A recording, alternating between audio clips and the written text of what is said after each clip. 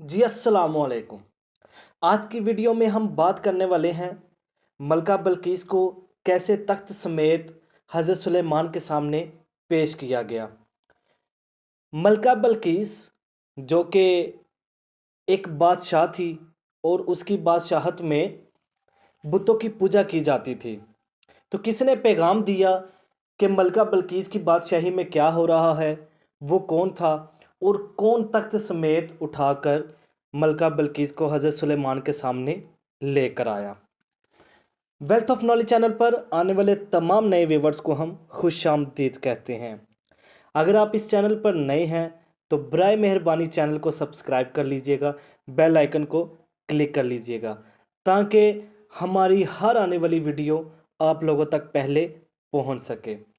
और अगर वीडियो अच्छी लगे तो लाइक कीजिएगा, शेयर कीजिएगा। तो टाइम को वेस्ट किए बगैर चलते हैं हम अपनी वीडियो की तरफ। हज़रत सुलेमान का तख्त इतना बड़ा था कि उसके ऊपर 4000 कुर्सी लगी होती थी और जानवर भी उसी तख्त के ऊपर मौजूद थे। यानी जितने भी गायें, घोड़े या जितने भी किस्म के हज़रत सुलेमान के पास जानवर थे वो सारे उसी तख्त के ऊपर होते थे। उस तख्त का साइज़ 10.5 मील का था और जो चांदी और कीमती हीरे जवाहरात से तैयार किया हुआ था।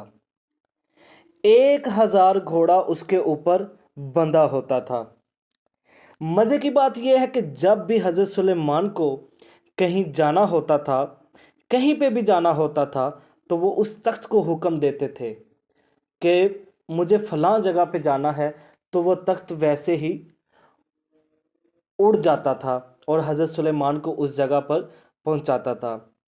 इसको कहते हैं खुदा के इख्तियारात कि हज़रत सुलेमान के पास तमाम इख्तियारात मौजूद थे। एक दफ़ा तख्त पर महफिल सजी थी, सब वहाँ पर मौजूद थे कि अचानक से एक परिंदा जिसको हुदहुद कहा जाता है वो वहाँ से गायब हो गया। तो हज़रत सुलेमान ने जब देखा और कहने लगे कि ये हुदहुद किधर गया है, तो लोगों ने कहा कि सरकार पता नहीं हजूर कि वो किधर गया है। तो हज़रत सुलेमान थोड़ा सा तैश में आए और कहने लगे आज इसको वापस आ लेने दो, आज इसकी मुझसे खैर नहीं। तो लोगों ने कहा कि हजूर छोड़िए, छोटा सा परिंदा है, चला गया है, कोई बात नहीं, आ जाएगा। उन्होंने कहा छोटा है या बड़ा है, सिर्फ उसे ये पता होना चाहिए कि जहाँ पे अल्लाह का नबी खड़ा कर दे वहाँ से हिलना नहीं है। कुछ ही देर के बाद हुदहुद वहाँ पर वापस आया और लोगों ने कहा कि बादशाह साहब जो हैं वो इस टाइम गुस्से में हैं, आज तुम्हारी खैर नहीं। तो हुदहुद हज़रत सुलेमान के सामने पेश हुआ और जैसे इंसान कोई डरा हुआ होता है या कोई भी ऐसी बात होती है तो वो खुद से अपनी सफाई पेश करना शुरू कर देता है। हुदहुद ने सेम वही काम किया। वो जैसे ही हज़रत सुलेमान के सामने पेश हुआ तो खुद से ही उसने कहना स्टार्ट कर दिया। तो हुदहुद कहने लगा कि आप बादशाह के साथ साथ अल्लाह के नबी भी हैं, तो आप तो लोगों को इस्लाम की तबलीग देते हैं। तो फ़लाँ जगह पे एक बल्कीस नामी औरत है जो बादशाह है और उसकी बादशाहत में लोग बुतों की पूजा करते हैं। तो मैं तो उनको तबलीग करने गया था कि अल्लाह के सिवा कोई मबूद नहीं, कोई इबादत के लायक नहीं। जब हज़रत सुलेमान ने ये बात सुनी तो उन्होंने कहा अच्छा तबलीग के लिए गए थे, तो उन्होंने कहा ठीक है फिर तुम्हारी माफ़ी हो गई। और उन्होंने कहा कि अब तुम ही मेरा ख़त लेके जाओगे बल्कीस के पास और उसको कहोगे सुलेमान बुला रहे हैं। तो हुदहुद ने ऐसा ही किया, उसने अपने मुंह में ख़त को दबाया और चला गया मलका बल्कीस के पास। तो मलका बल्कीस जब सोई हुई थी तो हुदहुद एक रोशनदान से उसके कमरे में दाखिल हुआ और उसी रोशनदान से उसने उसके ऊपर वो ख़त फेंका। लेकिन हज़रत सुलेमान की वही बादशाही सोच और वो कहने लगे कि पता नहीं कब वो ख़त पढ़ेगी اور کب اس کا جواب دے گی اور کب وہ میرے پاس آئے گی؟ کیا تم میں سے کوئی ایسا ہے جو ابھی جائے اور بلقیس کو میرے پاس لے کر آئے؟ تو فوری طور پر ایک جن بولا، وہ کہنے لگا کہ حضور اگر آپ مجھے اجازت دیں تو میں بلقیس کو تخت سمیت اٹھا لاؤں گا۔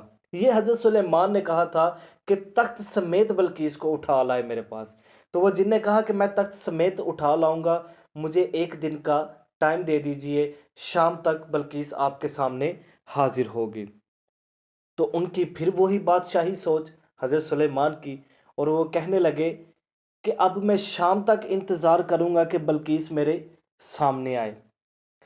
ابھی اتنا کہنا ہی تھا کہ اس مجمع کے اندر سے ایک شخص بولا، جس کا ذکر قرآن مجید میں بھی ہے۔ اللہ فرماتا ہے کہ وہ شخص وہ تھا جس کے پاس کتاب میں سے کچھ علم تھا۔ اس شخص نے کہا کہ سرکار اگر آپ مجھے اجازت دیں تو میں ابھی بلقیس کو اٹھا لاؤں۔ حضرت سلیمان نے کہا کہ تم کیسے اور کس طرح کرو گے تم؟ انہوں نے کہا کہ حضرت سلیمان کو کہا کہ آپ ایک دفعہ اپنی طرف دیکھیے۔